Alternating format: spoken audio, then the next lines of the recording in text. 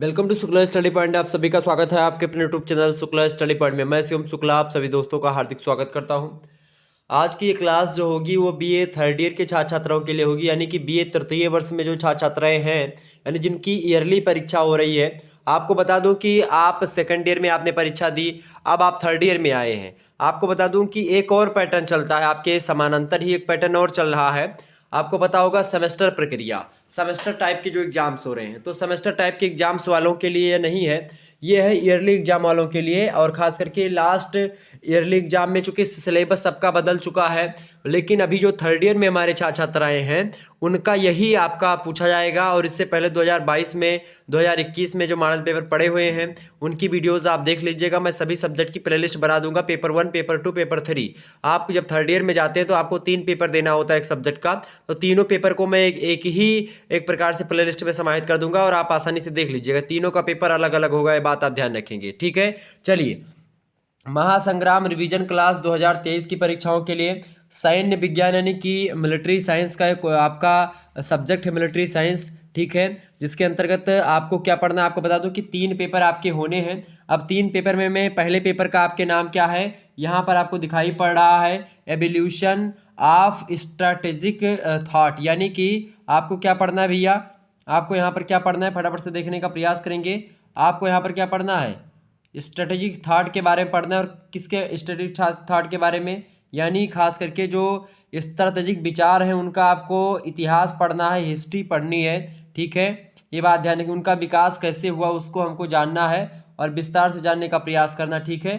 तो चिंता करने को आपको बिल्कुल आवश्यकता नहीं है, मैं विस्तार से आपको समझाने का प्रयास करूंगा, ठीक है। ये पहला पेपर है। और दूसरे पेपर में हमको क्या पढ़ना है, दूसरे पेपर का आपके नाम है सैन्य मनोविज्ञान यानी मिलिट्री साइकोलॉजी के बारे में आपको पेपर नंबर 2 में पढ़ना है। और पेपर अगर 3 की बात की जाए मिलिट्री साइंस में, तो आपको क्या पढ़ना है भाई, मिलिट्री साइंस के अगर या आपको या सैन्य विज्ञान का जो तीसरा पेपर आपको मिलेगा थर्ड ईयर में, उसमें आपको युद्ध का अध्ययन पढ़ना पड़ेगा, यानी कि स्टडी ऑफ वार के बारे में पढ़ना पड़ेगा।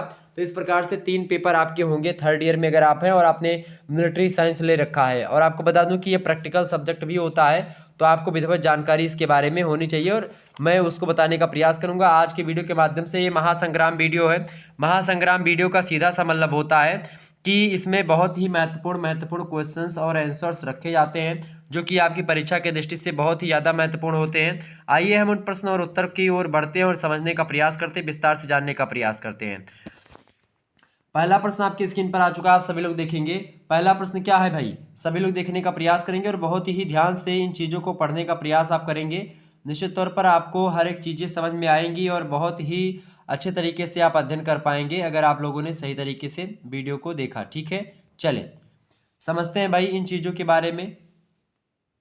युद्ध का राजनीति से संबंध क्यों निर्धारित किया गया है, प्रश्न बड़ा ही अच्छा है। इसी प्रकार से मैं प्रश्नों के माध्यम से आपके पूरे के पूरे सिलेबस पर अपनी नज़र बनाए रखूंगा और बहुत ही महत्वपूर्ण प्रश्न इसमें हैं। और अगर इसको आप इस वीडियो को 2 से 3 बार देख लेंगे तो आप बड़े आसानी से अपनी परीक्षा को क्लियर कर पाएंगे।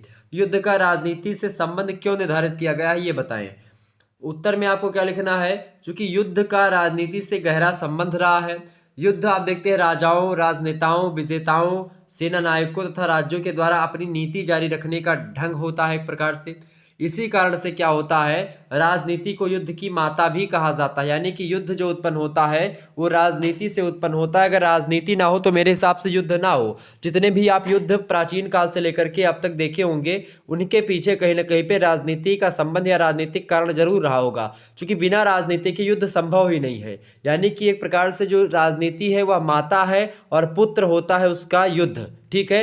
राजनीति में अपनी अपनी नीतियों को, अपनी अपनी विचारधाराओं को अपने क्षेत्र को विस्तारित करने के लिए या अपनी नीतियों और अपने विचारधाराओं को थोपने के लिए दूसरे राज्य पर लोग क्या करते हैं, युद्ध करते हैं या फिर अपने अंडर में एक प्रकार संधि करवा लेते हैं उनसे। तो एक प्रकार से यही होता है युद्ध। तो इसी कारण राजनीति को क्या बोलते हैं, युद्ध की माता कहा जाता है। राजनीति एक ऐसी दशा होती है जिसके कारण एक राज्य दूसरे राज्य पर क्या करते हैं, नियंत्रण रखना चाहते हैं और वह स्वयं शक्तिशाली बनने रहने के लिए शत्रु को नीचा दिखाने का प्रयास करते हैं या अपने शत्रु को नीचा दिखाते हैं, तभी वो अपना स्थान ऊंचा कर पाएंगे।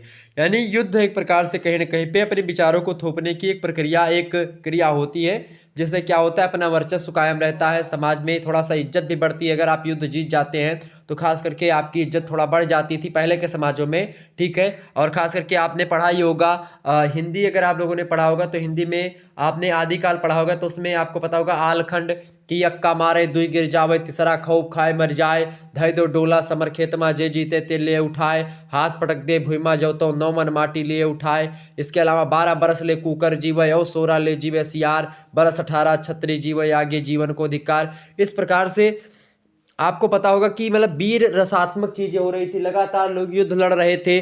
और युद्ध लड़ना एक प्रकार से बहुत, वो अगर कोई राजा किसी पर आक्रमण करता है, अगर वो संधि कर लेता है या फिर एक प्रकार से माफी मांग करके अपने युद्ध को बचा लेता है, तो लोग उस राजा को एक प्रकार से कायर की भांति देखा करते थे पहले खास करके। तो खास करके ये चीजें हम थोड़ा सा इसमें आप कर लिखने का प्रयास करेंगे तो भी आपका अच्छा होगा, ठीक है। इसके अलावा हाँ, दांत उखाड़े भवरा नल के ते दिल्ली में करे द्वारे चल, मतलब कि हर मामले में कुछ ना कुछ युद्ध, लड़ाई, दंगल, ठीक है, मल्ल युद्ध, द्वंद्व युद्ध, ये सब हुआ करते थे पहले के ज़माने में। और जो विजयी होता था, आप देखते हैं विवाह के लिए भी युद्ध होता था कि भाई जिसकी जाकर बिटिया सुंदर देखें जबरन ब्याह लिए करवाए, मतलब जिसकी लड़की सुंदर है अगर उससे शादी करने का मन है तो भाई युद्ध करके उसकी लड़की की शादी कर लेते थे लोग। क्या वो स्वयंवर रखते थे, स्वयंवर में लोग शादी किया करते थे, मतलब स्वयंवर आपको पता ही होगा। तो इस प्रकार से युद्ध में राजनीति, चूंकि राजनीतिक जो है एक प्रकार से मामला, हस्तक्षेप बहुत अधिक मात्रा में युद्ध में होता है, खास करके लगभग उसी से उसका जन्म होता है।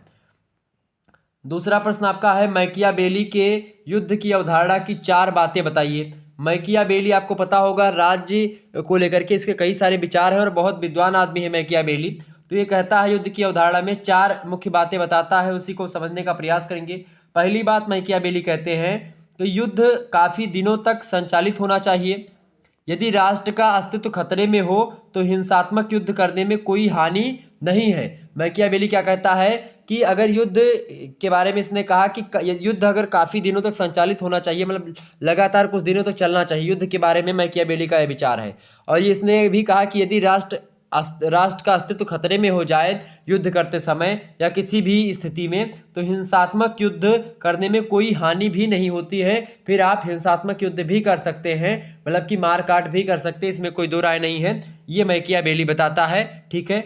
इसके अलावा दूसरी बात मैकियावेली कहता है कि युद्ध में राज्य की सभी शक्तियां किसी न किसी रूप में कार्य करती हैं। दूसरी बात ये बताता है। तीसरी बात ये कहता है कि युद्ध में छल कपट, झूठा प्रचार, इसका प्रयोग उचित है। यानी कि युद्ध में साम दाम दंड भेद चौतरफा, एक प्रकार से अगर आप उसमें छल कपट भी करना पड़े युद्ध में तो भी जायज है, झूठा प्रचार करना पड़े तो भी जायज है। ये पाश्चात्य विचारक है इसलिए ऐसा बोल रहा है। आपको बता दूं भारतीय विचारकों का अगर जो मत देखेंगे आप, तो उसमें एक प्रकार से अहिंसात्मक चीजें या फिर आप देखते हैं हिंसात्मक चीजें होंगी लेकिन छल कपट नहीं होगा, झूठा प्रचार करके नहीं होगा, ठीक है। आपको पता होगा झूठा प्रचार किसने करा था? युधिष्ठिर। जब अश्वत्थामा नाम के हाथी को भीम ने मार दिया तो युधिष्ठिर से पूछा गया कि भाई, क्योंकि युधिष्ठिर धर्म के राज के, मतलब कि धर्मराज के अवतार कहे जाते थे कि झूठ कभी नहीं बोलते, सत्य ही बोलते हैं। तो द्रोणाचार्य ने उन्हीं से पूछा कि युधिष्ठिर क्या ये बात सत्य? तो उन्होंने कहा कि भाई अश्वत्थामा मारा गया, नरो ही कुंजरा, कुछ ऐसे बोला था कि भाई नर है या कुंजर है ये मुझे नहीं पता, बट मतलब जब तक वो इन्होंने नरो कुंजरो कहना मतलब कि कहा युधिष्ठिर, तब तक द्रोणाचार्य ने अस्त्र रख दिया, बीच युद्ध में कुरुक्षेत्र में बैठ गए। तो एक प्रकार से ये झूठा प्रचार करके भी युद्ध जीता जा सकता है, ऐसा मैकियावेली का कथन है।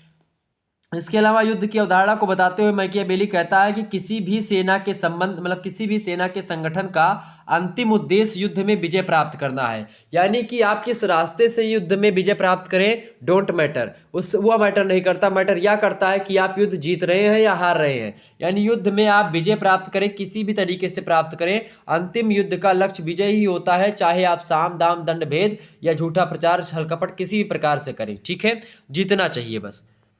तीसरा जो है प्रश्न आप देखेंगे, तीसरा प्रश्न क्या है? तीसरा प्रश्न है मैकियावेली की युद्ध की अवधारणा क्या है, इसको स्पष्ट करें।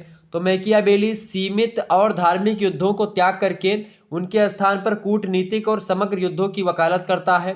जिसमें हर तरह के साधनों का प्रयोग को उचित मानता है मैकियावेली। और मैकियावेली कहता है कि जब तक या फिर जब राज्य की सुरक्षा दांव पर लगी हो तो न्याय अन्याय, सम्मान अपमान, इन सभी पर विचार नहीं करना चाहिए। इन सभी पर विचार मतलब कि इन सभी पर विचार ना किए बिना, मतलब कि इन सभी पर विचार नहीं करना है, इन सभी पर विचार किए बिना केवल राष्ट्र की सुरक्षा पर हमको ध्यान देना चाहिए। ये मैकियावेली का एक प्रकार से विचारधारा है, अवधारणा है युद्ध को लेकर के। ठीक है, अगला पॉइंट आप देखेंगे, चौथा नंबर प्रश्न आपकी स्क्रीन पर आ चुका है। मैकियावेली का यूरोपीय युद्ध कला पर क्या प्रभाव पड़ा? बहुत महत्वपूर्ण है, खास करके मैकियावेली का नाम। ठीक है, तो ये आप जरूर ध्यान रखेंगे, आपकी परीक्षा में सारे प्रश्न पूछे जाएंगे। देखिए उत्तर, मैकियावेली का यूरोपीय युद्ध कला पर निम्न प्रभाव पड़ा, कौन कौन सा? पहला प्रभाव लिखेंगे, मैकियावेली पहले चिंतक थे जिन्होंने क्या किया? राजनीतिक स्ट्रैटेजिक यानी कि एक प्रकार से पॉलिटिकल स्ट्रैटेजिक चीजों को इसने अपनाया एवं सैन्य स्ट्रैटेजिक का प्रतिपादन किया, यानी कि पॉलिटिकल स्ट्रैटेजी बनाई और एक प्रकार से जो सैन्य यानी कि मिलिट्री की जो स्ट्रैटेजी होती है, राजनीति मतलब कूटनीति होती है, उसको स्थापित करने का प्रयास इसने किया।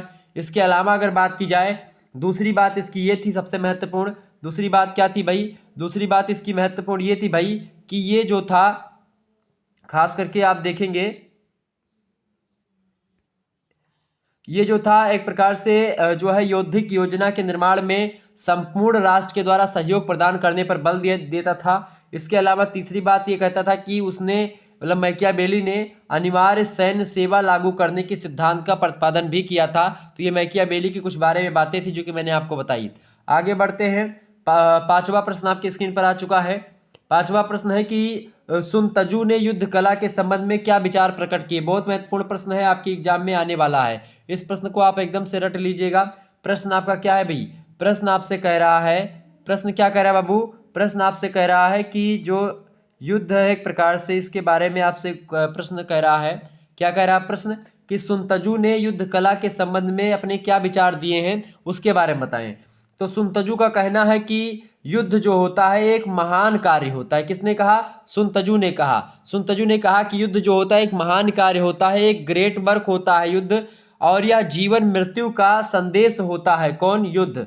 और इसके अलावा युद्ध सुरक्षा तथा विनाश का भी मार्ग होता है, यह भी सुनतजू कहता है। यानी कि युद्ध को लंबा नहीं खींचना चाहिए, यह भी सुनतजू कहने का प्रयास करता है, क्योंकि जो युद्ध लंबी अवधि तक चलता रहता है वह धोखाधड़ी पर आधारित होता है। उसने सैनिक कार्यवाही और युद्ध कला के क्षेत्र में सेनापति को महत्वपूर्ण माना। किसने?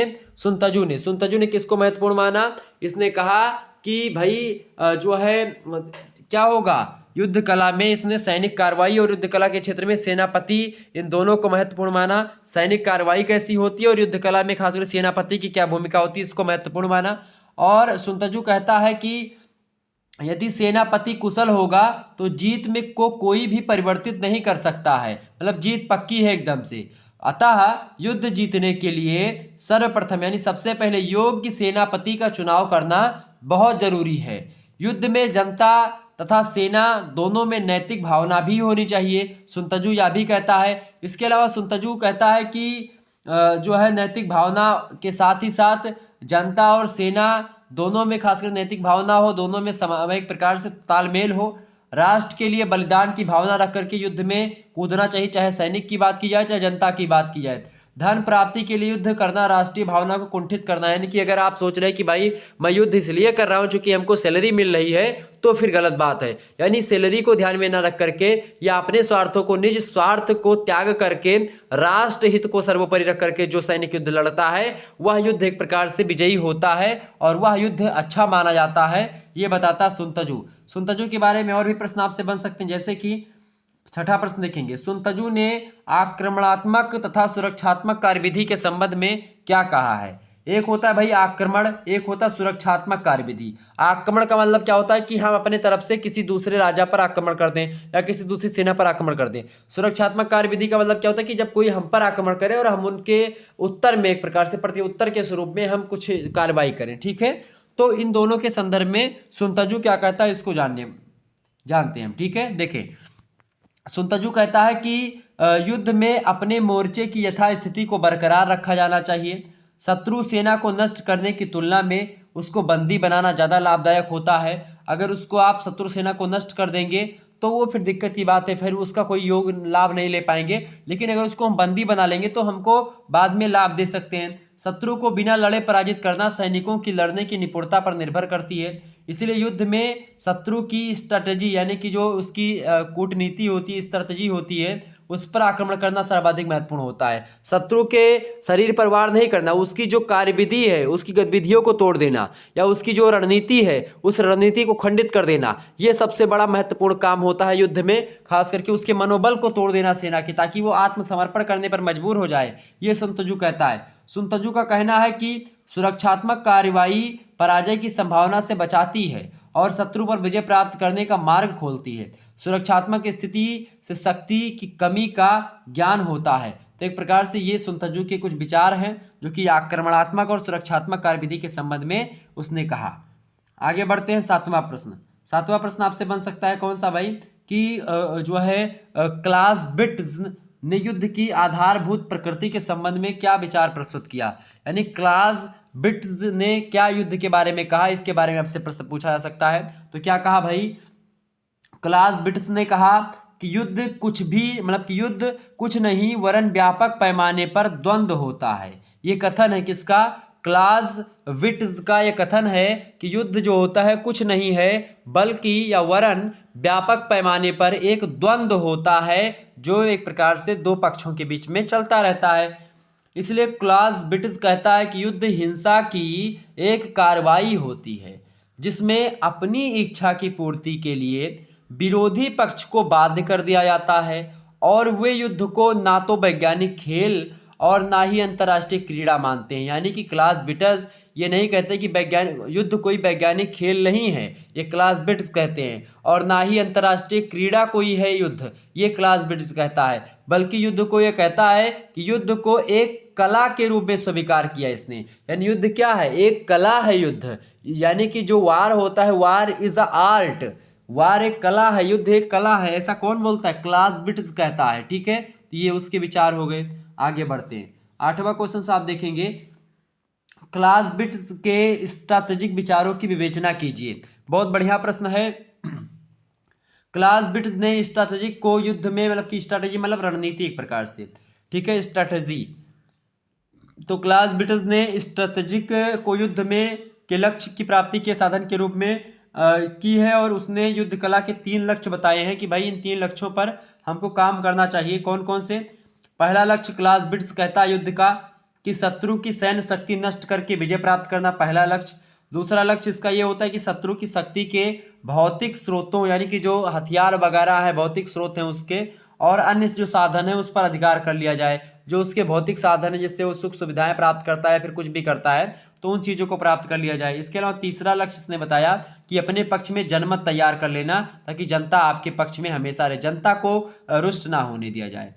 अगला प्रश्न आपकी स्क्रीन पर आ चुका है। सभी लोग वीडियो को लाइक और शेयर अवश्य कर दीजिएगा, ताकि आपको टाइम टू टाइम नोटिफिकेशन मिलता रहे और आप आसानी से हर एक चीज़ को जानते रहें और पढ़ते रहें। ठीक है, चले, नौवां प्रश्न आपकी स्क्रीन पर आ चुका है। क्लाउज़विट्ज़ के युद्ध और राजनीति के संबंध में क्या विचार हैं। यानी युद्ध और राजनीति के संबंध के बारे में क्लाउज़विट्ज़ क्या कहता है। तो क्लाउज़विट्ज़ कहता है कि युद्ध को नीति द्वारा निर्धारित दिशा निर्देश पर चलना पड़ता है। यानी कि जो नीति होती है, नीति माने क्या होता है, मोरल चीज़ें जो होती हैं, खास करके जो नीति मतलब क्या होता है, विचार होते हैं जो उस देश के या उस राज्य के होते हैं खास करके। तो वही कोई सेनानायक गतिविधि मतलब कि नीतियों को परे रख करके सैन्य संचालन नहीं कर सकता है। अर्थात राजनीति से निरपेक्ष सैन्य नीति का कोई मतलब नहीं होता है। भाई जो राजा या फिर जो उसको नीतियाँ होगी, जिसकी युद्ध की नीति, उसी के अकॉर्डिंग उसको चलना पड़ेगा। ठीक है, राजनीति खास करके का हस्तक्षेप होता है युद्ध में। सैन्य कार्रवाइयाँ राजनीतिक आचरण का एक अंग मानी जाती हैं। युद्ध की घोषणा, समापन, उद्देश्य निर्धारण राजनेता ही करते हैं। आप देखते हैं युद्ध करना तो सेनापतियों का, सैनिकों का काम होता है। बाकी राजा लोग कहते हैं कि भाई युद्ध करना है कि नहीं करना है, युद्ध कब रोकना है, कैसे क्या करना है, वो सारी जो है चीज़ें राजनेता लोग ही फिक्स करते हैं। जबकि सैनिक कमांडर अपनी कार्यविधियां राजनेताओं के निर्देश पर ही क्रियान्वित करते हैं। जैसे अगर मान लेते हैं कोई बॉर्डर पर सिक्योरिटी फोर्स है, बीएसएफ के जवान हैं, तो बिना मोदी जी के आज्ञा के ही कुछ करेंगे नहीं, पहले उनको परमिशन लेनी पड़ेगी। तो परमिशन लेना एक प्रकार से, ये क्लाउज़विट्ज़ कहता है कि भाई युद्ध तो एक प्रकार से सेनापति लोग करते हैं, कमांडर लोग करते हैं, जो है सैनिक होते हैं वो करते हैं, लेकिन उन सैनिकों को जो निर्देश होता है, जो नीतियां होती हैं, उसके अकॉर्डिंग चलना पड़ता है। यानी कि जब वो परामर्श पाएंगे, जब वो एक प्रकार से ऑर्डर मिलेगा उनको, तभी वो युद्ध करेंगे, ठीक है। और यही ठीक बात भी होती है, क्लियर। क्योंकि जो खास करके अगर व्यक्ति कोई जो मतलब कि बल जिसके पास ज़्यादा होता है, उसके पास हो सकता है उस समय दिमाग, क्योंकि आप देखते हैं बड़े बड़े विद्वान लोग जो बैठे होते हैं बड़े बड़े पदों पर होते हैं, और जो खास करके इंटर पास करके आते हैं उनको खास करके वो मतलब कि फोर्स एकदम से ताकत उनके पास होती है, तो उनको बुद्धि का काम नहीं रहता कि भाई तुमको कुछ बुद्धि बताई जाती है, ताकि उनको एक प्रकार से विवेक के बारे में बताया जाता है कि भाई आप ये ऐसे ऐसे इस स्थिति में पड़ेंगे तो ये सिचुएशन कैसे हैंडल करनी है। बाकी जो बड़े बड़े पदों पर होते हैं वो बहुत ज़्यादा पढ़े लिखे होते हैं, तो जब वो बहुत ज़्यादा पढ़े लिखे होते हैं तो उनको नीतियाँ बनाने का अधिकार, वो नीति बताती है भाई ऐसे युद्ध करना है, ये करना है, वो करना है, वो सिखाते हैं उन लोगों को, ठीक है। तो ये चीज़ें, तो यहाँ पर यही है। 10वां क्वेश्चन आप देखेंगे। 10वां प्रश्न है हेनरी जोमिनी के स्ट्रैटेजिक विचारों को बताइए। यानी हेनरी जोमिनी जो है ये किस प्रकार के विचारों को बल देता है, रणनीति को लेकर के क्या बताता है, ठीक। तो हेनरी जोमिनी के स्ट्रैटेजिक विचार निम्नलिखित हैं। पहला विचार इसका है, ये कहता है कि स्ट्रैटेजिक चाल के अंतर्गत अपनी सेना को शत्रु के एक बड़े भाग के विरुद्ध ऐसे निर्णायक स्थान पर लगा देना जहां से संचार रेखा सुरक्षित रहे। यानी संचार रेखा जहां से सुरक्षित रहे और वहां पर लगा देना, यानी मतलब कि अपनी सेना को शत्रु के एक बड़े भाग के विरुद्ध लगा दिया जाए, उसके आसपास ही जहां तक हमारा एक प्रकार से कांटेक्ट पहुंचता रहे। दूसरी बात कहता है कि अपनी सेना को तीव्र गति से एक स्थान पर केंद्रित करना चाहिए, यह भी एक प्रकार से रणनीति हेनरी जोमिनी कहता है। तीसरी रणनीति बताता है कि शत्रु को किंग कर्तव्य विमूढ़ कर देने के लिए समरतांत्रिक चाल के द्वारा अपनी सेना को रणभूमि में निर्णायक स्थान पर खड़ा कर देना चाहिए, ठीक है, ताकि जो है एक प्रकार से थोड़ा सा ही समय मिलते हुए वो टूट पड़े, ठीक है। अगली बात कहता है कि शत्रु की छोटी क्षेत्रीय स्थिति में अपनी सेना के बड़े भाग से आक्रमण करना चाहिए। यानी शत्रु की छोटी क्षेत्रीय स्थिति में अपनी सेना के बड़े भाग से आक्रमण करना चाहिए, ताकि छोटी सेना दबा दे और वहीं से उनका मनोबल थोड़ा थोड़ा टूटने लगे। तो इस प्रकार से कई चीज़ें उसने बताई। 11वां प्रश्न आप देखेंगे। 11वां प्रश्न लेनिन के विश्व क्रांति दर्शन का उल्लेख कीजिए। मोस्ट इंपोर्टेंट प्रश्न है। लेनिन जो है रूसी क्रांति को ही पर्याप्त नहीं मानता था।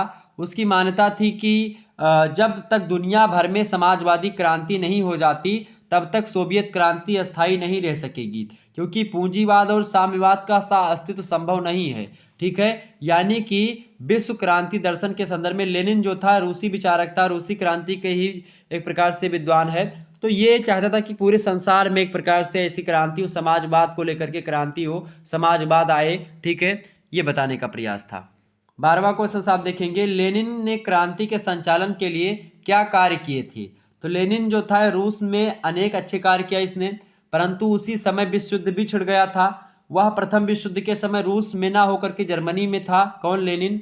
और उसने जर्मनी सरकार को समझाया कि रूसी सरकार की युद्ध प्रयासों पर धावा बोला जा सकता है। जर्मनी की सरकार ने उसकी बातों पर विशेष ध्यान नहीं दिया, परंतु लेनिन ने बड़ी सूझबूझ और साहस, व्यक्तित्व परीक्षण तथा वीरता का परिचय देते हुए क्रांति पूरे रूस में फैला दी और अपने नेतृत्व के द्वारा उसने ट्राटस्की और स्टालिन पर भी अपना अधिकार कर डाला। तो लेनिन की बड़ी महत्वपूर्ण भूमिका रही है खास करके रूस की क्रांति में, ठीक है। आगे बढ़ते हैं। 13वां क्वेश्चन आप देखेंगे। 13वां प्रश्न आपका है लेनिन की युद्ध कला संबंधी विचारधारा। युद्ध संबंधी जो विचारधारा है लेनिन की, वो क्या कहता है युद्ध के बारे में। तो लेनिन जो है एक प्रकार से युद्ध के बारे में कई सारे विचार देता है। ये कहता है कि लेनिन ने कहा कि युद्ध संबंधी विचारों को व्यक्त करते हुए कि साम्राज्य का निर्माण पूंजी से होता है। क्या कहा इसने, ये साम्राज्य होता है उसका निर्माण किससे होता है, पूंजी से होता है, पैसे रुपए से होता है। परंतु जब साम्राज्य का लोभ बढ़ जाता है तो अंतर्राष्ट्रीय संघर्ष होता है, फिर साम्राज्यवाद और पूंजीवाद का विनाश होता है। अतः लोगों को व्यर्थ के दुष्चक्र से बचाना चाहिए। मतलब ये युद्ध के पक्ष में उतना ज़्यादा नहीं रहा, क्रांति के पक्ष में रहा, ठीक है। इसके अलावा इसने ये भी कहा कि युद्ध के समय राष्ट्रीय भावना को लोगों में भरते रहना चाहिए, इससे विजय अवश्य होती है। इसके अलावा शोषक वर्ग, यातायात, उद्योग, शिक्षा आदि के विकास की ओर भी ध्यान देना चाहिए युद्ध के साथ साथ, ये भी एक प्रकार से इसने बताया। इसके अलावा खास करके आप देखेंगे इसने गुरिल्ला युद्ध की ओर अधिक ध्यान देना चाहा। यानी कि गुरिल्ला युद्ध का मतलब समझ रहे हैं, गुरिल्ला युद्ध में क्या होता है, छुप करके वार करना। जैसे कि पर तो शिवाजी का जो युद्ध नीति थी वो गुरिल्ला युद्ध नीति ही थी। शिवाजी एक प्रकार से अपने सैनिकों को छुपा देते थे जंगलों में, पहाड़ों पर, और जब इधर से रोड से कोई गुजरता था तो उनके ऊपर टूट पड़ो, धावा बोल दो। चूंकि अचानक में धावा बोलोगे तो वो लोग उतना ज़्यादा तैयार नहीं रह पाएंगे और तुरंत जो है हार मान लेंगे, फिर धन इकट्ठा हो जाएगा, फिर आप बड़े सेना तैयार कर पाएंगे। आगे देखिए 14 नंबर प्रश्न आपकी स्क्रीन पर आ चुका है। लेनिन की राजनीति को गूढ़ क्यों माना जाता है? बहुत ही महत्वपूर्ण प्रश्न है, क्यों गूढ़ माना जाता है लेनिन की राजनीति को? तो लेनिन की बात किया है तो ये लेनिन ने युद्ध के समान शांति की नीति को भी आवश्यक तत्व में गिनना, एक प्रकार से ये कहता था कि भाई युद्ध जहाँ एक और है वहीं पर शांति को बनाए रखना भी महत्वपूर्ण है। और उसकी राजनीति गूढ़ मानी जाती है। उसने अपने शत्रुओं को देश के भीतरी भागों में ले जाकर हिटलर तथा नेपोलियन की तरह नष्ट किया। और इस प्रकार की स्ट्रैटेजी की सबसे बड़ी विशेषता यह थी कि इसमें शत्रु को बिना किसी विघ्न तथा बाधा के आगे बढ़ने का अवसर दे दिया था, मतलब कि दे दिया जाता है। परंतु जब शत्रु पीछे हटने का प्रयास करता है तो उस पर स्थान स्थान पर आघात किए जाते हैं जो उसको मृत्यु के गर्त में ढकेल देता है। तो इस प्रकार की रणनीति इसकी रहती है युद्ध को लेकर के। तो राजनीतिक मामले में भी, युद्ध नीति के मामले में लेनिन के विचार बड़े इंपॉर्टेंट रखते हैं। ठीक है, 15वां क्वेश्चन आप देखेंगे। लेनिन ने दलीय अनुशासन और सुधार के बारे में क्या कार्य किया है, इसको बताएं। तो लेनिन की बात की तो दलीय अनुशासन के बारे में, दलीय मतलब कि एक प्रकार से दल कैसे संचालन करते हैं या उसमें प्रशासन या अनुशासन कैसे करते हैं उसके बारे में, और सुधार के बारे में। सर्वप्रथम एक प्रकार से सोशलिस्टिक डेमोक्रेटिक पार्टी में सैनिक अनुशासन की नींव डाली किसने? लेनिन महोदय ने ही। और लेनिन ने पार्टी में क्रांति के स्वरूप को रखना चाहता था ये, और इसने पार्टी को संगठित किया। वह रूसी की एक प्रकार से बुर्जवा सरकार से संघर्ष करना चाहता था लेनिन, और यह भावना उसने पार्टी कार्यकर्ताओं में भरी और वह सर्वहारा राज्य की स्थापना के पक्ष में था। लेनिन को पार्टी में पूर्ण समर्थन नहीं मिला, अतः पार्टी फर्स्ट नंबर पर बोल्शेविक तथा दूसरे नंबर पर मेंशेविक दलों के रूप में विभाजित हो जाती है। और इस प्रकार से क्या होता है, बाद में जाकर के बोल्शेविक क्रांति भी होती है। तो ये लेनिन के बारे में कुछ बातें। अगला प्रश्न आपका आ चुका है 16वां नंबर। एक लेखक के रूप में लेनिन के ने क्या कार्य किए थे, इसके बताएं। तो लेनिन जो कि एक विद्वान भी था, एक लेखक भी था, और इसने अपने लेखों में क्रांति की तैयारी का वर्णन किया है। और इसने लिखा है कि क्रांति की तैयारी के लिए लोगों में संगठन का, देश प्रेम का, रोजगार प्राप्ति का, सैद्धांतिक भावना का, इन सभी का एक प्रकार से विचार भरना चाहिए। और इस कार्य के लेखन से उसने रूस में क्रांति का बिगुल बजाया और सफलता भी प्राप्त करी। उसने सर्वहारा वर्ग की ओर विशेष ध्यान देने की बात लिखी है। उसने लिखा कि प्रतिक्रियावादी आंदोलन को कुचल देना चाहिए, ऐसा लेनिन का विचार था, लेनिन कहता था। तो लेनिन न केवल एक प्रकार से राजनीतिक मामलों में हस्तक्षेप करता था, बल्कि वह एक प्रकार से एक विद्वान, एक लेखक भी था। ठीक है, 17 नंबर प्रश्न आप देखेंगे। प्रश्न है आपका, कार्ल मार्क्स ने समाज के विषय में क्या विचार प्रकट किए हैं, बताने का प्रयास करेंगे। बहुत इंपॉर्टेंट प्रश्न है। प्रश्न आपसे कह रहा है भाई, प्रश्न क्या कह रहा है? प्रश्न है कि कार्ल मार्क्स ने समाज के विषय में क्या विचार प्रकट किए हैं। तो कार्ल मार्क्स के अनुसार समाज का वर्ग के रूप में बंटवारा हो गया है। बड़े बड़े कारखाने औद्योगिक क्रांति के फलस्वरूप खड़े हुए हैं और इस प्रकार समाज के घरेलू उद्योग प्रायः समाप्त हो गए हैं, ऐसा मानता है कार्ल मार्क्स। कारखानों में बनने वाली जो चीज़ें हैं वो सस्ती होने लगी हैं। समाज दो वर्गों में बंट गया है। श्रमिक वर्ग धीरे धीरे निर्धन हो जाता जा रहा है। जीवन की सामान्य सुविधाएं भी मिलनी कठिन हो गई हैं। और उधर पूंजीपति वर्ग जो है समाज और राज्य पर हावी होता चला जा रहा है। यानी कि ये दो वर्गों को समाज में बटा हुआ बताते हैं। कौन?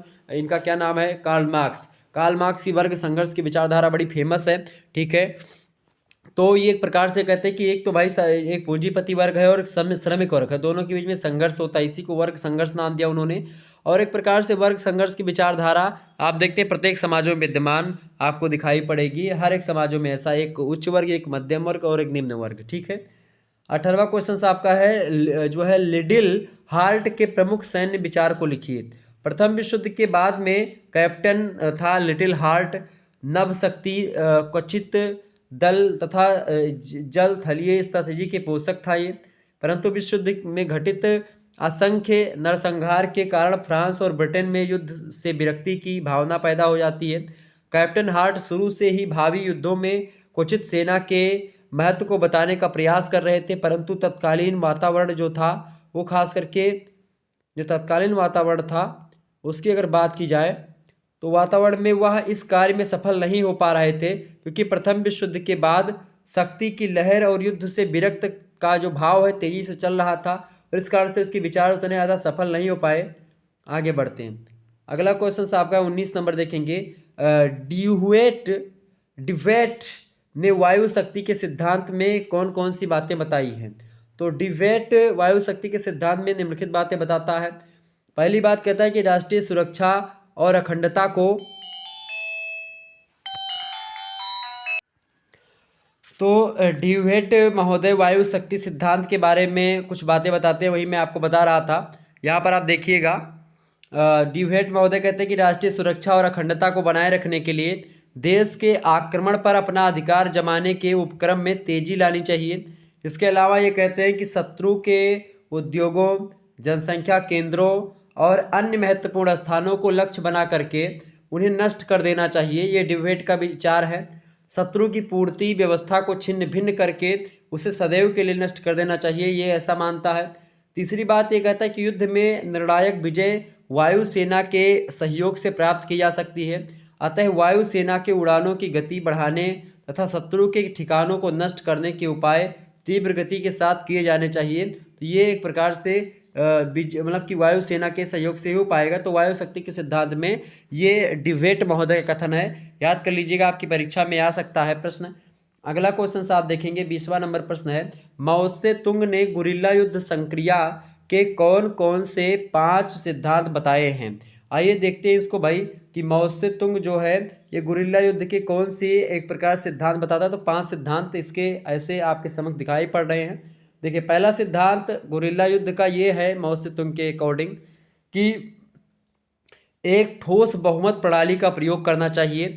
ठीक है, चूंकि एक बहुत सारे लोग हो जो कि एक ही मत पर काम कर रहे हो, सारी बातों को मानने वाले हो। दूसरी बात कहता है कि प्रथम श्रेणी के दल का संगठन करना चाहिए। तीसरी बात ये कि लाल सेना में योग्य, कुशल और जुझारू तथा आगे बढ़ने वाले सैनिकों को बड़ी संख्या में भर्ती करना चाहिए। चौथा सिद्धांत इसका है कि सैनिक कार्रवाई हेतु उपयुक्त भूप्रदेश का चयन भी करना चाहिए। इसके अलावा आर्थिक आत्मनिर्भरता की ओर विशेष ध्यान देना चाहिए, ताकि एक प्रकार सभी लोग अपने अपने हिसाब से सेट हो सके और अच्छे तरीके से अपना जीवन यापन कर सके। इसके लिए भी उसके लिए उनको सैनिकों के लिए व्यवस्था होनी चाहिए। ठीक है, तो माओ से तुंग के 5 जो है सिद्धांत ये इस प्रकार से हैं। 21वां प्रश्न आप देखेंगे, सभी लोग आपकी स्क्रीन पर आ चुका है। माओ ने, यानी माओ से तुंग को ही माओ शॉर्ट फॉर्म बोलते हैं, तो माओ ने युद्ध की अनिवार्यता के सिद्धांत के विषय में क्या विचार व्यक्त किए हैं बताएं। तो माओ के अनुसार जब तृतीय विश्व युद्ध होगा तो संसार में साम्यवाद फैलेगा और सामाजिक क्रांति अपना कार्य पूर्ण करेगी। साम्यवादियों का कर्तव्य है कि वे युद्ध के लिए पूंजीवादी देशों को भड़काते रहें।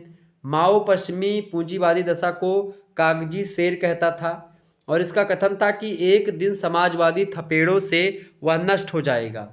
उसने समाजवाद का भविष्य उज्जवल बताया है। उसने निशस्त्रीकरण का विरोध किया है, यानी पूंजीवाद के विरोधी ही हैं माओ जो है माओवादी जो लोग हैं, और ख़ास करके लेकिन ये लोग अहिंसात्मक चीज़ें नहीं करते, हिंसात्मक चीज़ों के पक्षधर रहते हैं। तो ये चीज़ें हैं। निशस्त्रीकरण का इन्होंने विरोध किया। निशस्त्रीकरण का मतलब क्या होता है? निशस्त्रीकरण जो होता है, शस्त्रों की एक प्रकार से तमाम सारे देश जो शस्त्र वस्त्र बना रहे हैं, आप देख रहे हैं, तो एक प्रकार से उसके विरोधी है कि भाई शस्त्र जो है बनेगा, शस्त्र के बिना कुछ नहीं हो पाएगा। ठीक है, 22वां क्वेश्चन आप देखिएगा, माओ का सैन्य विचार क्या है? जो माओ से तुंग थे इनका सैन्य विचार क्या है? तो माओ के सैन्य विचार चीनी गुरिल्ला युद्ध विचारक सुनतजू और क्लाज़बिट्ज़ के विचारों से प्रेरित है। क्लाज़बिट्ज़ की तरह वह भी गुरिल्ला युद्ध को जनयुद्ध कहता है। कौन? माओ से तुंग। माओ से तुंग जो है गुरिल्ला युद्ध का जो विचारक हैं सुनतजू और क्लाज़बिट्ज़, उन्हीं के समर्थक, मतलब उन्हीं के अनुयायी रहे हैं, उन्हीं को मानने वाले रहे हैं, और युद्ध को राजनीतिक संघर्ष के सर्वोच्च स्थान के रूप में देखता है माओ से तुंग। माओ का कहना है कि हथियार किसी भी युद्ध के लिए आवश्यक और महत्वपूर्ण होता है, परंतु सबसे महत्वपूर्ण हथियार मनुष्य ही स्वयं होता है, और माओ अंतर्विरोधों को समाप्त करने का एकमात्र तरीका हिंसा को मानता है, जिसमें लाल सेना की भूमिका महत्वपूर्ण और निर्णायक होगी। यानी कि हिंसा एक प्रकार से जो अंतर्विरोध होते हैं उनको समाप्त करने के लिए हिंसात्मक कार्रवाई जरूरी होती है, ये माओ से तुंग मानता है। ठीक है, आगे बढ़ते हैं और भी चीज़ों को जानने का प्रयास करते हैं। 23 नंबर प्रश्न आप देखेंगे। 23 नंबर प्रश्न आपकी स्क्रीन पर आ चुका, फटाफट सभी लोग देखने का प्रयास करेंगे। ठीक है, प्रश्न आपका क्या है भाई? प्रश्न है कि जो है चेक वेवारा ने गुरिल्ला युद्ध को सामान्य सिद्धांतों के विषय में क्या विचार व्यक्त किया है? किसने? चेगवेवारा ने। ठीक है, तो चेक वेवारा ने गुरिल्ला युद्ध के समान सिद्धांत निम्नलिखित रूप में बताए हैं। आइए उसको समझते हैं। पहली बात ये कहता है कि यदि सेनाएं वीरता, प्रसिद्ध भावना तथा सभी गुणों से पूर्ण हों। देखिए, प्रसिद्ध भावना से एक प्रकार से प्रेरित है, सेनाएं वीर हैं और सभी गुणों से पूर्ण भी हैं, तो वे लोकप्रिय सेना को हरा सकती हैं, ऐसा मानता है। इसके अलावा दूसरी बात, चेक वेवारा कहता है कि क्रांतिकारी परिस्थितियां जब उत्पन्न होगी तब कार्य करेंगे। यह विचार व्यक्त करके प्रतिरक्षा नहीं करनी चाहिए, यह भी विचार उसी का है। इसके अलावा कहता है कि क्रांतिकारी युद्ध के लिए अर्ध विकसित राष्ट्र अच्छे युद्धस्थल होते हैं, अतः उनमें रह करके कार्य करके लाभ उठाया सकता है। यानी कि जो अर्ध विकसित राष्ट्र हैं, जहाँ पर विकास ज़्यादा नहीं हुआ है या कम विकास हुआ है, उन क्षेत्रों में हम युद्ध करेंगे तो हमारी जनधन हानि भी बहुत कम होगी और युद्ध में सफलता भी मिल सकती है। 24वां प्रश्न आप देखेंगे, चेक वेवारा के स्ट्रैटेजिक विचारों पर उल्लेख कीजिए, उसके बारे में बताएं। तो चेक वेवारा के अनुसार सर्वप्रथम शत्रु की गतिविधियों का पता लगाना चाहिए कि भाई शत्रु क्या क्या कर रहा है, क्या करने वाला है, इसको पता लगाएं। उसके बाद में शत्रु की जनशक्ति का पता लगाएं, उसकी गतिशीलता का पता लगाएं, जन सहयोग उसके पास कितना उसका पता लगाएं, थल और नेतृत्व थल तथा नेतृत्व के बारे में उसका पता लगाना चाहिए। ठीक है, ये सब जानकारी प्राप्त करनी चाहिए और उसके पश्चात में ऐसी स्ट्रैटेजी का निर्माण करना चाहिए जिससे शत्रु को छकाया जा सके, शत्रु को एक प्रकार से छका लिया जाए। यह कार्य शत्रु सेना को नष्ट करने के उद्देश्य से करना चाहिए। शत्रु को सदैव परेशानी व संकट में डाले रखना चाहिए। यदि वह आराम की स्थिति में रहेगा तो हमारी सेना को हानि पहुंचाता रहेगा। उसको हमेशा उसको चैन की नींद लेने के लिए कि लेने ही ना दिया जाए। युद्धबंदी को कभी भी चैन की नींद सोने नहीं देना चाहिए, यह बताता है चेक वेवारा। ठीक है, 25वां क्वेश्चन आप देखेंगे, चेक वेवारा के सामाजिक सामरिक विचारों का निरूपण कीजिए। चेक वेवारा के अनुसार वो कहता है कि गुरिल्ला को चाहिए कि वह पूर्व दिशा में शोर मचाए और पश्चिम में आक्रमण करे। गुरिल्ला युद्ध की एक नीति कहता है कि भाई पूरब में शोर मचाए, 10-12 सैनिक, 15 सैनिक या फिर 500-600 सैनिक इधर से हल्ला मचाएं और इधर से 10-12 हज़ार सैनिक पीछे से फिर धावा बोल करके आक्रमण कर दें। तो एक प्रकार शत्रु क्या हो जाएगा, सोचेगा भाई पश्चिम से आक्रमण होने वाला उधर से पूरब से हो जाए, या पश्चिम वो सोचे पूरब से होने वाला पश्चिम से आक्रमण हो जाए। ठीक है, थोड़ा सा इसमें उसको करें। दक्षिण में छापा मारे और थोड़ी देर बाद उत्तर में छापा मार भाग जाए, तो एक प्रकार से ये नीति बनाए। गुरिल्ला सैनिक जो है सामरिकी का प्रयोग उसी समय करे जब उसे स्ट्रेटजी के उद्देश्य को पूरा करना हो। गुरिल्ला दस्ते को गतिशीलता निरंतर बनाए रखनी चाहिए। गुरिल्ला तो खास करके जब गुरिल्ला युद्ध हो रहा हो तो चेक वेवारा कहता है कि गुरिल्ला दस्ते को गतिशीलता निरंतर बनाए रखनी चाहिए, यानी कि उसकी गति में कमी ना आए पूरे के पूरे दल की गति में। ठीक है, क्योंकि गतिशीलता ही विजय का मार्ग खोलती है। मोर्चे तथा घेरेबंदी को तोड़ने के लिए कार्रवाई बराबर करते रहना चाहिए, क्योंकि गतिशील सैनिक कार्रवाई शत्रु का मनोबल तोड़ देती है और एक प्रकार से लगातार तोड़ती भी रहती है। और दयालुता के विचार समुद्र में डुबा देना चाहिए। एक प्रकार से जब युद्ध कर रहे हो तो उस समय आप ये ना सोचें कि भाई दया करनी है हमको किसी के प्रति। जब युद्ध हो रहा है तो उसमें फिर दया की भावना को हमको समुद्र में डुबा देना चाहिए। मतलब कि ये है इसका कि दया का भाव फिर उस समय नहीं आना चाहिए आपके। ठीक है, 26 नंबर क्वेश्चन आप देखेंगे। 26 नंबर प्रश्न है आपका, चेक वेवारा की छापामार युद्ध के 5 सामान्य विचार बताइए।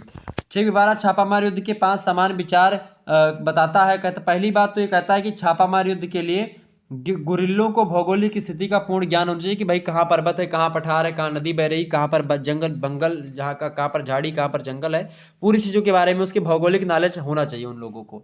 दूसरी बात ये कहता है कि गुरिल्ला को बचने के मार्गों का ज्ञान होना चाहिए। मान लेते हैं अगर वो एक प्रकार से उसका स्ट्रैटेजी काम नहीं कर पा रही तो भागने में भी सफल हो जाए। तीसरी बात ये कि जिस पर धावा बोलना है उसकी पूर्ण जानकारी भी गुरिल्लाओं को होनी चाहिए। चौथी बात ये कहता है कि यदि आक्रमण के समय छापामार घायल हो जाएं तो उसे तुरंत सुरक्षित स्थान पर पहुंचा देना चाहिए। यह भी एक प्रकार से इसके लिए बताता है। ठीक, इसके अलावा ये और भी बातों को कहता है कि यदि क्या हो जाए भाई, यदि खास करके यहाँ पर देखेंगे, कहता है कि अगर जो है क्या हो जाए भाई, यहाँ पर देखें 1 मिनट, हाँ ये कहता है कि चे गुवेरा की जिस ठिकाने पर कार्रवाई करनी हो वहाँ शत्रु की अपेक्षा अधिक सेना तथा छापामार सुविधा उपलब्ध होनी चाहिए। एक प्रकार से ये भी बात बताता, तो ये 5 सिद्धांत उसके हैं। 7वां मतलब 27 नंबर प्रश्न आप देखेंगे, चे गुवेरा ने गुरिल्ला सैनिक के बारे में या उसके विषय में क्या बताया है। तो चे गुवेरा के विचारानुसार गुरिल्ला सैनिक को समाज सेवक होना चाहिए, क्योंकि उसमें और लुटेरों में बहुत अंतर होना चाहिए। ठीक है, अपनी इसी विशेषता के कारण से वह लुटेरों से अलग मानते हैं अपने आप को, और लुटेरे अपने लिए लूटते हैं, परंतु गुरिल्ला देश में स्वतंत्र स्वशासन स्थापन करने के लिए या स्थापित करने के लिए क्रांतिकारी कार्य करते हैं। तो गुरिल्ला और लुटेरों में अंतर होता है। यदि गुरिल्ला के पास उच्च मनोबल है और उसे जन समर्थन प्राप्त है तो उसे हराने वाला कोई नहीं है, ये बात चे गुवेरा कहता है। और निश्चित तौर पर यह बात उचित भी है। आप देखते हैं भारत में जो है शिवाजी का ये जो नीति रही, गुरिल्ला युद्ध नीति ही रही है, छापामार युद्ध नीति। ठीक है, 28 नंबर क्वेश्चन आप देखेंगे, राजनीतिकरण की शक्ति के संबंध में माओ के विचार स्पष्ट कीजिए, माओ से तुंग के। तो माओ कहता है कि शक्ति बंदूक की नली से पैदा होती है। वो कहता है कि शक्ति क्या होती, बंदूक की नली से पैदा होती है, अतः राजनीतिक शक्ति को किसी भी दशा में सैनिक शक्ति से पृथक नहीं किया जा सकता, यानी अलग नहीं किया जा सकता है। ठीक है, क्रांति सैनिक शक्ति के द्वारा व्याप्त होगी, श्रमिकों से नहीं व्याप्त होगी। वह कहता है कि प्रत्येक नागरिक को सैनिक शिक्षा मिलनी चाहिए। इसके अलावा माओ से तुंग कहता है कि बंदूक का ज्ञान प्रत्येक विद्यार्थी को, नागरिक को और सेवक को प्राप्त करना चाहिए। इसके अलावा माओ से तुंग यह भी कहता है कि सेना में राजनीति को प्रथम स्थान देना चाहिए। युद्ध में निर्णायक शक्ति है, अस्त्र नहीं। ठीक है, आदर्शों में जीवित विचारों को ध्यान देना चाहिए। ये तमाम प्रकार के विचार जो हैं ये माओ से तुंग का ही है। ठीक है, 29 नंबर क्वेश्चन आप देखेंगे, प्रश्न है कि गुरिल्ला सैनिक, प्रश्न बड़ा ही अच्छा है एग्जाम की दृष्टि से, गुरिल्ला सैनिक शत्रु को हानि पहुंचाने के लिए क्या कार्रवाई करते हैं। तो गुरिल्ला सैनिक क्या करते हैं, गुरिल्ला सैनिक हानि पहुंचाने के लिए तोड़ फोड़ की कार्रवाई करते हैं। इसमें शत्रु के यातायात को नष्ट कर दिया जाता है, शत्रु के टेलीफोन को नष्ट कर दिया जाता है, टेलीग्राफ को उनके नष्ट कर दिया जाता है, उनके स्टेशन को, उनके पुल को, उनके रेल की लाइनों को, उनकी सड़कों को, महत्वपूर्ण कारखानों को, इन सभी को नष्ट कर देना चाहिए, जिससे लोग भूखों मरने लगे। युद्ध क्षेत्र में तोड़फोड़ की कार्रवाई तीव्र गति से करनी चाहिए और एक प्रकार से उड़ाका दल से सहायता लेनी चाहिए। तो इस प्रकार से उड़ाका दल मतलब कि इसमें होते हैं उड़ाका दल एक प्रकार से जो उड़ उड़ करके वार करते हैं, मतलब एक प्रकार से उनके पास विमान एक प्रकार से इनके पास भी होते हैं। तो कहीं ना कहीं गुरिल्ला युद्ध में एक प्रकार से क्या होना चाहिए, शत्रु का मनोबल, उनके जो साधन है, उनके जो उपकरण है, उन पर वार करना चाहिए। ठीक है, तो इससे क्या होता है, जो विपक्षी दल होता है बहुत ज़्यादा घबरा जाता है। अगला क्वेश्चन आपका है 30वां नंबर प्रश्न आप देखेंगे। 30 नंबर क्वेश्चन आपका क्या है भाई, 30 नंबर प्रश्न है, सैनिक मोर्चों को सफल बनाने के लिए कौन कौन से असैनिक आधारों की आवश्यकता होती है। तो सैनिक मोर्चों को सफल बनाने के लिए असैनिक उत्पादनों में खास करके कृषि, उद्योग, खनिज, सीमित संसाधनों आदि की आवश्यकता पड़ती है। ये आधार सैन्य शक्ति को मजबूती से खड़ा करते हैं। और इसके अलावा आज के युग में आर्थिक सहयोग के बिना ना तो राजनीतिक स्वतंत्रता की ओर न आत्मनिर्भरता को ठीक रखा जा सकता है। जो राष्ट्र आज शक्ति संपन्न है वह प्राकृतिक संसाधनों का दोहन संतुलन के आधार पर कर सकते हैं और अपने देश की तकनीकी और औद्योगिक नीति को कभी टूटने नहीं देते हैं, कच्चे माल की आपूर्ति बराबर बनाए रखते हैं। तो कुल मिलाकर के आज जितना जरूरी एक प्रकार सैनिक मतलब कि एक प्रकार से असैनिक आधारों की आवश्यकता भी है सैनिक मोर्चों को सफल बनाने के लिए। उनको पैसे रुपए की भी आवश्यकता होती है, खान पान के उपकरण की भी आवश्यकता होती है, तो उसके लिए भी व्यवस्था होनी चाहिए। ठीक है, जैसे कृषि हो गया और एक प्रकार से उद्योग, खनिज संसाधन, सीमित संसाधन, इन सभी का। ठीक है, 31 नंबर क्वेश्चन आपकी स्क्रीन पर आ चुका है, स्थल युद्ध कला के अंतर्गत पैदल सेना की विशेषताएं बताइए। तो स्थल युद्ध कला के अंतर्गत पैदल सेना की निम्नलिखित विशेषताएं हैं। पहली विशेषता पैदल सेना की यह है कि पैदल सेना घने जंगलों, मरुस्थल, झाड़ों में एक प्रकार झाड़ झंखाड़ सभी में निश्चिंत होकर के चली जाती है पैदल सेना, कोई दिक्कत नहीं होती है। दूसरी बात यह कि भाई पैदल सेना भूमि पर अधिकार करने के लिए आगे बढ़ती है और जीते हुए प्रदेश पर अपना अधिकार करती है, ये भी इसका इंपॉर्टेंस है। तीसरी बात यह है कि पैदल सेना शत्रु के द्वारा उगलने वाली फायर संक्रिया से बच करके आगे बढ़ती जाती है, यह भी इसका एक प्रकार से महत्वपूर्ण भूमिका होती है। चौथी बात यह है कि पैदल सेना में गतिशीलता तथा फायर करने की शक्ति भी होती है। तो एक प्रकार से ये चार बातें ये पैदल सेना को लेकर के हैं। अगला प्रश्न आपकी स्क्रीन पर आ चुका है। पैदल सेना की प्रमुख कमियों का उल्लेख कीजिए। भाई जो है पैदल सेना की कई सारी कमियां होती हैं, तो पैदल सेना की कई सारी कमियां हैं। पहली कमी ये है कि पैदल सेना जो होती धीमी चाल से अग्रगामी होती है, यानी आगे बढ़ती है, ठीक है। और वह वायु सेना के समान कार्य करने में असमर्थ होती है। जहां पर वायु सेना उड़ उड़ करके बहुत तीव्र गति से वार करती है, पैदल सेना बहुत धीमे धीमे जा करके वार करेगी। दूसरी बात, पैदल सेना अधिक भार लेकर के आगे बढ़ने में असमर्थ होती है, भी इसकी कमी है। इसके अलावा अगली कमी ये है कि पैदल सेना की धीमी गति तथा कम मात्रा में साज सामान ले जाने के कारण से कार्य क्षेत्र छोटा हो जाता है, यह भी एक कमी है, ठीक है। 33 नंबर क्वेश्चन से आप देखेंगे, टैंक की 3 विशेषताएं बताइए। टैंक की 3 विशेषताएं क्या है भाई? पहली बात तो ये कि टैंक जो होते हैं कवच युक्त होते हैं, यानी कि उस पर होने वाले प्रहार असफल हो जाते हैं। कवच युक्त टैंकों में फायर शक्ति, गति और बचाव तीनों शक्तियां होती हैं। भाई ये जो कवच युक्त टैंक होते हैं ये फायर भी करते हैं दूसरों को मारने के लिए, इसमें गति भी होती है, तीव्र गति से आगे भी बढ़ते हैं, और अपने बचत के लिए भी, यानी कि एक कवच उनके पास होता है कि वो अपनी, उन पर अगर बम आता तो फिर वो दगते नहीं, वो बच जाते हैं, ठीक है, ये बात होती है। दूसरी विशेषता ये है कि टैंकों में जंजीरें चढ़ी होती हैं और क्या होती हैं, चढ़ी होती हैं, अतः वह खाइयों में, नालों में, सुरंगों में सभी प्रकार की छोटी मोटी बाधाओं को पार करने में अपने आप में क्षमता रखते हैं, तो ये भी एक प्रकार से इसकी विशेषता है। तीसरी विशेषता टैंकों की ये होती है कि टैंकों में तोप द्वारा वायुयानों तक बम फेंकने या वायुयानों को गिराने में सरलता भी होती है। टैंक अनवरत साधनों के प्रयोग में कार्यरत एक प्रकार से रहते हैं। कुल मिलाकर के टैंकों का बड़ा उपयोग होता है युद्ध के क्षेत्र में, ठीक है। 34 नंबर प्रश्न आप देखेंगे। 34 नंबर प्रश्न आपका आ चुका है, कवचयुक्त सेना का प्रमुख कार्य बताइए। आजकल आप देखते हैं कवचयुक्त सेना अर्थात टैंकों ने पैदल सेना की आक्रामक क्षमता तथा सुरक्षात्मक स्थिति को अपने अधिकार में कर लिया है। अपने तीव्र प्रहार और भयानक ढंग से फायर करने के कारण से कवचित सेना पैदल सेना की बाधाओं को दूर करने में सहायक होती है। वह सुरंगें बिछाती है, तारों को हटाती है और शत्रु के लिए प्रतिरोधक का निर्माण करती है। एक प्रकार से कवचयुक्त सेना का महत्वपूर्ण काम ये होता है। 35 नंबर क्वेश्चन से आप देखेंगे, पैदल सेना के सहयोगी तोपखाने की 3 विशेषताएं बताइए। पैदल सेना के सहयोगी तोपखाने की 3 विशेषताएं निम्न है। पहली विशेषता देखेंगे, पैदल सेना की तोपखाना टुकड़ी जो होती तीव्र विध्वंसक अंग होती है। यह शत्रु के विमानों को धरती पर गिराने, टैंकों को तोड़ने और प्रतिरक्षात्मक दशाओं को सृजित करने तथा भेदने के लिए प्रयोग किया जाता है, जो एक प्रकार से तोपखाने होते हैं खास करके।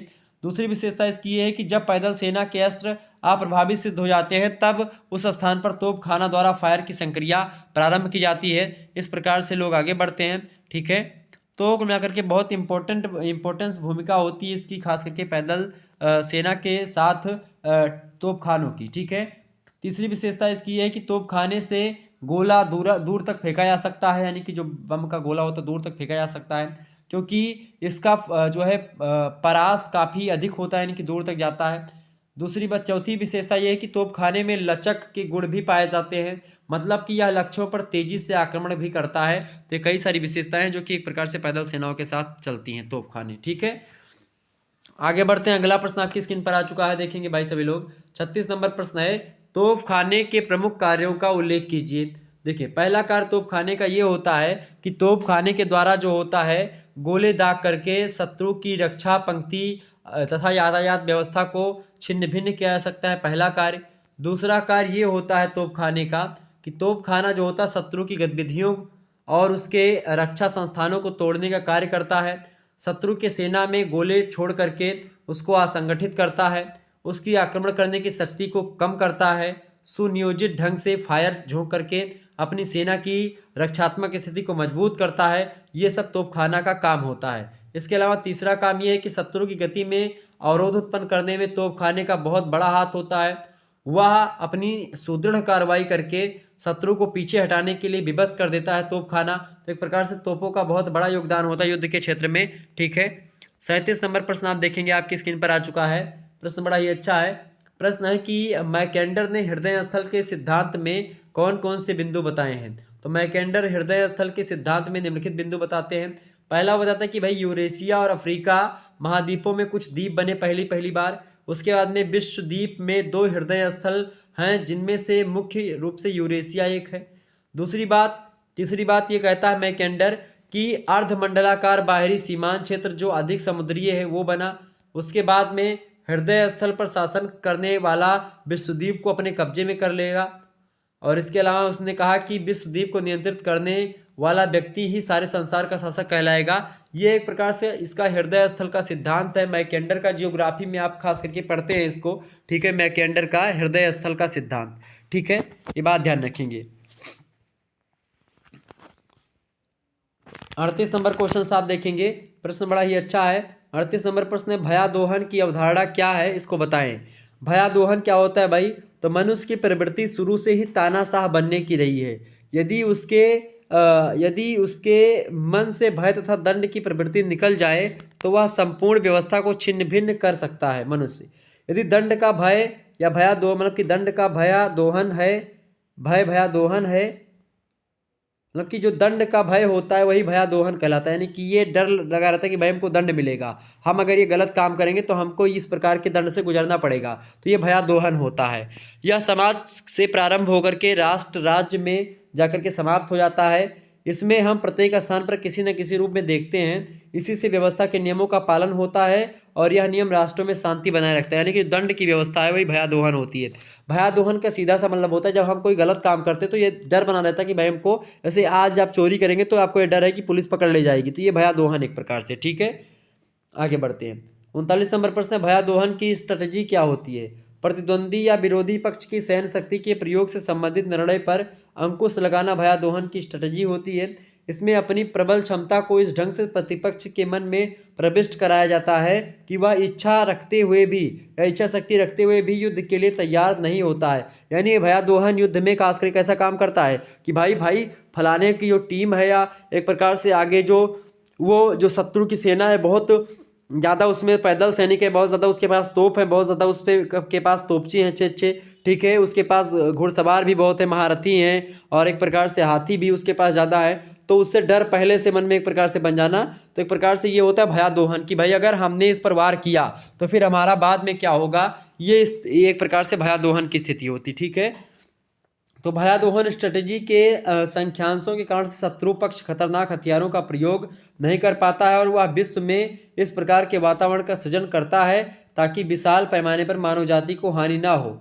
भयादोहन का सीधा सा मतलब, जैसे आज मैं बताऊं तो परमाणु बम को लेकर के भयादोहन की स्थिति। ऐसे अगर पाकिस्तान को यह डर ना होता या फिर एक प्रकार से जो बड़े बड़े देश हैं उनको यह डर ना होता कि भाई अगर हम परमाणु बम का प्रयोग कर देंगे तो दूसरे देश हमारे पर, संयुक्त राष्ट्र संघ जो होगा वो हम पर धावा बोल देगा, आक्रमण कर देगा। अगर आज पाकिस्तान भारत पर परमाणु बम छोड़ देता है तो क्या होगा, भारत को कुछ करने की आवश्यकता नहीं है, भारत की तरफ से पूरी दुनिया आकर के पाकिस्तान को मार मुर करके उस कब्जा लेगी सभी मिल करके, ठीक है।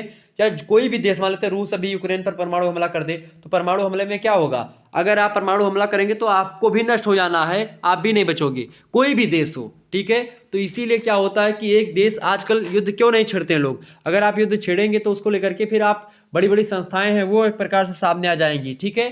तो इसीलिए लोग नहीं करना चाहते हैं। तो भयादोहन की स्थिति एक प्रकार से यही होती है। अगला प्रश्न आपका आ चुका है 40 नंबर क्वेश्चन आप देखेंगे सभी लोग स्क्रीन पर आपके आ चुका है। भाई प्रश्न बहुत ही धाकड़ प्रश्न है, एग्जाम की दृष्टि से बहुत इंपॉर्टेंट प्रश्न है, सभी लोग वीडियो को लाइक और शेयर कर दीजिएगा। 40 नंबर प्रश्न आपकी स्क्रीन पर आ चुका है। आधुनिक युग में भयादोहन का क्या कार्य लगाया जा सकता है? तो आज के युग में आणविक शस्त्रों की बढ़ती हुई खतरनाक शक्ति के कारण भयादोहन का अर्थ बदल गया है। आज बमबारी ना करके छोटे राष्ट्र को बड़े राष्ट्र परमाणु बमों तथा प्रक्षेपास्त्रों का भय दिखा करके अपना उल्लू सीधा करते हैं। इस प्रकार बड़ी शक्ति अपनी प्रत्यक्ष शक्ति का प्रयोग ना करके पंजे दिखाती है और इसमें मतलब उसे अंतिम बार चेतावनी भी देती है कि यदि वह छोटा राष्ट्र उस चेतावनी की ओर ध्यान नहीं देता तो बड़ा राष्ट्र विद्युत गति से उस पर आक्रमण कर देता है। तो एक प्रकार से ये डर बना रहता है छोटे राष्ट्रों पर, जैसे कि आज चाइना कर रहा है अपने जो ताइवान या एक प्रकार से जो छोटे देश है उसके आरी बगल में, तो उस पर डर दिखाता रहता है कि भाई मैं हमला कर दूंगा, ये कर दूंगा, वो कर दूंगा। तो भयादोहन की स्थिति ऐसे बनाए रखते हैं।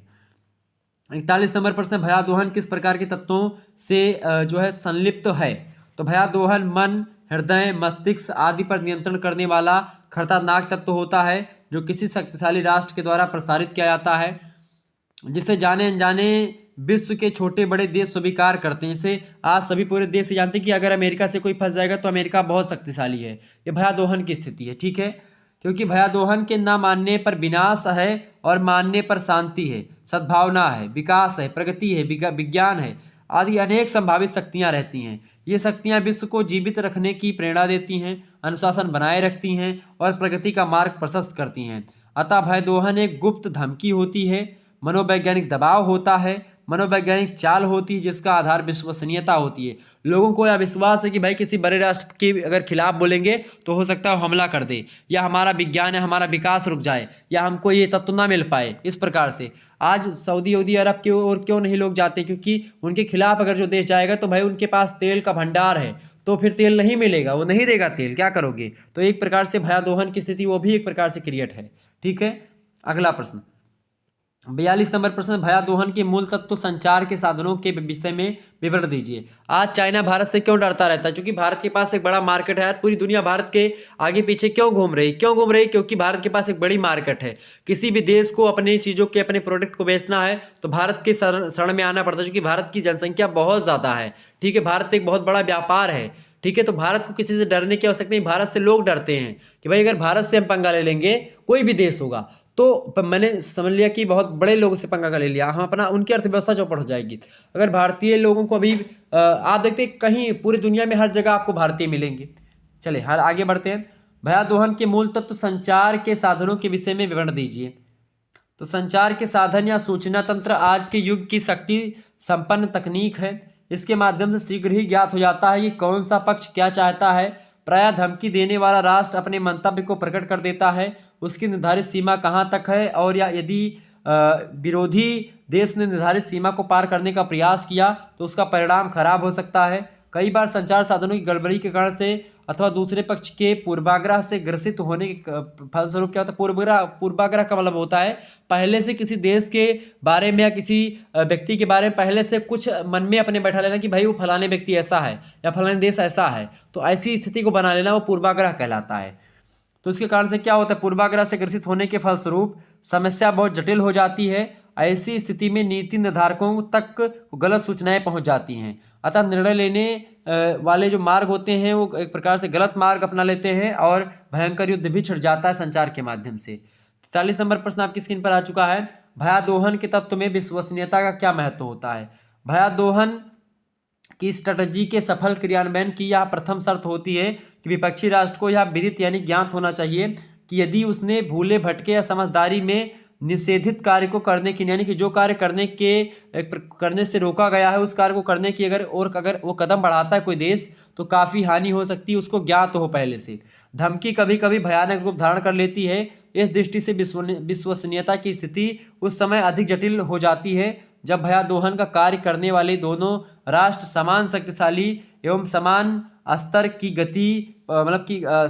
की हानि पहुंचाने वाले होते हैं, परंतु दोनों में से एक राष्ट्र की प्रहारक क्षमता में विश्वसनीयता बढ़ जाती है और इस प्रकार से विश्वसनीयता का ये महत्व होता है भयादोहन में। 44 नंबर क्वेश्चन आज आप देखेंगे भयादोहन के संबंध में एंड्रे ब्यूफ्रे का जो विचार है वो क्या है। एंड्रे ब्यूफ्रे क्या कहते हैं भाई इसके बारे में? तो वो कहते हैं भाई, वो क्या कहते हैं, वो कहते हैं, कौन कहता है भाई? एंड्रे ब्यूफ्रे कहते हैं कि विश्व शस्त्रों का जाल होता है, अतः आज प्रश्न जीत या हार का नहीं होता है। आज प्रश्न यह है कि संपूर्ण मानव जाति का अस्तित्व बनाए रखने के लिए क्या कार्रवाई की जाए। हथियारों की दुनिया में जो प्रगति आज हुई है उसने अंतर्राष्ट्रीय राजनीति, मानव व्यवहार, शक्ति संतुलन, इन सभी को बड़े पैमाने पर प्रभावित किया है। महाशक्तियों के द्वारा निर्मित परमाणु तथा हाइड्रोजन बम भयादोहन की शक्ति को उत्पन्न करने के लिए काफ़ी एक प्रकार से हद तक जिम्मेदार भी हैं। 45 नंबर क्वेश्चन आप देखेंगे। प्रश्न आपका शस्त्र नियंत्रण के विषय में आप क्या जानते हैं? शस्त्र नियंत्रण किसे कहते हैं? शस्त्र नियंत्रण सकारात्मक प्रकार के उन उपायों की ओर संकेत करता है जिनका परिणाम अपने आप निकालने की कल्पना की जाती है। इसमें युद्धों के लाभों के बजाय युद्ध उद्योग में कटौती पर बल दिया जाता है। कुछ विशेष प्रकार के हथियारों पर प्रतिबंध या युद्ध सामग्री में कटौती सम्मिलित होती है। ये शस्त्र नियंत्रण के विषय में। शस्त्र नियंत्रण का सीधा सा मतलब होता है कि भाई शस्त्रों पर नियंत्रण रखा जाए, कुछ शस्त्रों को बनाया जाए जो कि एक प्रकार से आपके रक्षात्मक के रूप में हो, आक्रमणात्मक रक्षों के एक प्रकार शस्त्रों पर एक प्रकार से रोक लगाना, ठीक है, ये होता है। इसके अलावा आगे बढ़ते हैं। 46 नंबर प्रश्न आपकी स्क्रीन पर आ चुका है। आयुध नियंत्रण क्या होता है? आर्म्स कंट्रोल क्या है? निशस्त्रीकरण शब्द जो है इसको आयुध नियंत्रण कहते हैं। तो निशस्त्रीकरण क्या होता है भाई? निशस्त्रीकरण शब्द भविष्य के हथियारों के नियंत्रण को अपने दायरे में नहीं समेटता। इस नियंत्रण को शस्त्र नियंत्रण या आयुध नियंत्रण पदावली से परिभाषित किया जा सकता है, क्योंकि आयुध नियंत्रण शब्द भविष्य के हथियारों के नियंत्रण के लिए है। निशस्त्रीकरण आयुधों पर अंकुश लगाने का प्रयास करता है और आयुध नियंत्रण आयुधों की होड़ या मुकाबले की मुकाबलेबाजी रोकने की कोशिश करता है। कुल मिलाकर के जो शस्त्र नियंत्रण होता है, यानी एक होता है शस्त्र नियंत्रण, एक होता है निशस्त्रीकरण। निशस्त्रीकरण का मतलब क्या होता है कि भाई कोई भी देश जो होगा वो हथियार अब नहीं बनाएगा, तो एक प्रकार से वो होगा निशस्त्रीकरण। लेकिन शस्त्र नियंत्रण का मतलब क्या होता है कि शस्त्रों को कैसे बनाना है। जैसे देखिए, निशस्त्रीकरण शस्त्रों की दौड़ को रोकने के उद्देश्य से शस्त्रों की में कमी करता है और उन पर परिसीमा लगाने या उन्हें समाप्त करने की आवश्यकता पर बल देता है। प्राथमिक लक्ष्यों से विचलन अप्रत्याशित परिणामों को जन्म देता है। निशस्त्रीकरण के प्रवक्ता यह विश्वास करते हैं कि मानव समुदाय को विनाश व शस्त्रों की समाप्ति के मध्य चुनाव करना है। निशस्त्रीकरण ही अंतर्राष्ट्रीय समुदाय को संपूर्ण विनाश से बचाने की एकमात्र आशा है। दूसरी तरफ जो शस्त्र नियंत्रण होता है उसके प्रवक्ता यह विश्वास करते हैं कि इसका प्राथमिक उद्देश्य अंतर्राष्ट्रीय समुदाय में स्ट्रेटेजिक स्थायित्व बनाए रखना है। स्ट्रेटेजिक स्थायित्व बनाए रखना युद्ध को रोकने की दिशा में एक महत्वपूर्ण कदम भी होता है। दोनों में एक प्रकार से निशस्त्रीकरण जो होता है दीर्घकालीन विचारों पर निर्भर है, जबकि जो शस्त्र नियंत्रण होता है ये अल्पकालीन विचारों पर निर्भर करता है। अल्पकालीन विचारों को दीर्घकालीन विचारों को पूर्ण होने का मार्ग दिखाना चाहिए एक प्रकार से, ये बात भी इसमें ध्यान रखेंगे। निशस्त्रीकरण जो होता है एक पक्षीय भी हो सकता है, लेकिन शस्त्र नियंत्रण जो होता है पारस्परिक होता है कि दोनों भाई शस्त्र नियंत्रण अगर हम परमाणु बम नहीं बनाएंगे तो हमारा जो पड़ोसी है वो भी नहीं बनाएगा, यानी जो हम पर हमारा दुश्मन है वो भी नहीं बनाएगा। तो एक प्रकार से ये चीज़ है। जबकि निशस्त्रीकरण क्या होता है कि अपना आपको मैनेज करना। 47 नंबर क्वेश्चन से आप देखेंगे, निशस्त्रीकरण का क्या अर्थ है? निशस्त्रीकरण का शाब्दिक अर्थ है शारीरिक हिंसा के प्रयोग के समस्त मौलिक मानवीय साधनों का उन्मूलन करना। निशस्त्रीकरण का अर्थ यह कदापि नहीं कि शस्त्रों का उत्पादन समाप्त कर दिया जाए, अपितु राष्ट्रीय सुरक्षा की आवश्यकता के अनुरूप शस्त्रों की में कमी करना, यानी जितनी आवश्यकता हो उतने शस्त्रों को रखना, ये निशस्त्रीकरण कहलाता है। यदि कभी चाहे आंशिक हो या किसी निश्चित सीमा तक हो। वास्तव में सशस्त्र सेनाओं के हथियार, औजार, आधार एवं बजट को सीमित करना, कटौती एवं समाप्त करने की प्रक्रिया क्रिया निशस्त्रीकरण कहलाती है। कुल मिलाकर के कुछ कटौती कर देना, कैसे कि आप मान लेते हैं कि 10 परमाणु कि एक प्रकार से 10 बंदूकें आपके पास हैं तो आप उसको 5 ही रखें, ठीक है, इस प्रकार से थोड़ा थोड़ा कम कर दें, ठीक है, एक मानने के लिए बताया हूँ। अगला क्वेश्चन आपकी स्क्रीन पर आ चुका है 48 नंबर। सामान्य निशस्त्रीकरण किसे कहते हैं? सामान्य निशस्त्रीकरण से अधिकांश राष्ट्र सम्मिलित होने की इच्छा रखते हैं ताकि संकट से बचा जा सके। वे अपने आप वचन देते हैं कि शस्त्रों की सीमा तथा भंडारण को घटा दिया जाए। इसमें राष्ट्र वचन देने के पश्चात नियमों का उल्लंघन नहीं करेंगे। इस प्रकार का सामान्य निशस्त्रीकरण का सम्मेलन जो हुआ था वाशिंगटन डीसी में 6 फरवरी 1922 को हुआ था, पर जिसमें प्रमुख 9 सैनिक हथियारों ने हस्ताक्षर किए हैं। इस सम्मेलन में यह निश्चित हुआ था कि सभी राष्ट्र बिना किसी कानून के स्वयं ही शस्त्रों के भंडारण को कम करेंगे। एक प्रकार से ये विचारधारा अपनाई भी गई थी। तो कुल मिलाकर के निशस्त्रीकरण ये है। निशस्त्रीकरण में आप देखते हैं कि वाशिंगटन नौसैनिक सम्मेलन 1921-22 में हुआ, जिनेवा सम्मेलन 1927 में उसी को लेकर के निशस्त्रीकरण को लेकर के एक। इसके अलावा प्रथम लंदन सम्मेलन हुआ 1930 में, द्वितीय लंदन सम्मेलन हुआ 1934 में, परमाणु परीक्षण निषेध संधि हुई 1963 में, इसके अलावा बाह्य आंतरिक संधि हुई 1967 में, इसके अलावा परमाणु शस्त्र प्रसार निषेध संधि हुई 1968 में। ये सब बहुत महत्वपूर्ण भूमिका निभाती है। इसके अलावा नाभिकीय मुक्त तल संधि हुई 1971 में, साल्ट प्रथम संधि हुई एक प्रकार से 1972 में, वाशिंगटन शिखर सम्मेलन हुआ 1987 में, पेरिस समझौता हुआ 1990 में। ये सब कहीं ना कहीं पे शस्त्र नियंत्रण पर ही आधारित है, निशस्त्रीकरण पर ही आधारित है, ठीक है, ये बात आप ध्यान रखेंगे। तो इस प्रकार से आपने बहुत सारे प्रश्नों को समझा जाना, और एक प्रकार से मैंने आपको बता दिया बीए थर्ड ईयर सैन्य विज्ञान के प्रथम प्रश्न पत्र के लगभग बहुत सारे प्रश्न जो कि आपकी परीक्षा के लिए महत्वपूर्ण थे। और जल्द ही मैं जो है इस पर एक मॉडल पेपर भी दे दूंगा आपको, और पेपर 2 का भी जल्द ही से प्रकार से महासंग्राम वीडियो आ जाएगी, पेपर 3 का भी, और एक प्रकार से फिर उसके बाद मतलब कि मॉडल पेपर दे देंगे। फिर आपका ये 2 वीडियो अगर आप लोग देख लेंगे तो आप आसानी से अपनी परीक्षा में अच्छे अंक प्राप्त कर पाएंगे।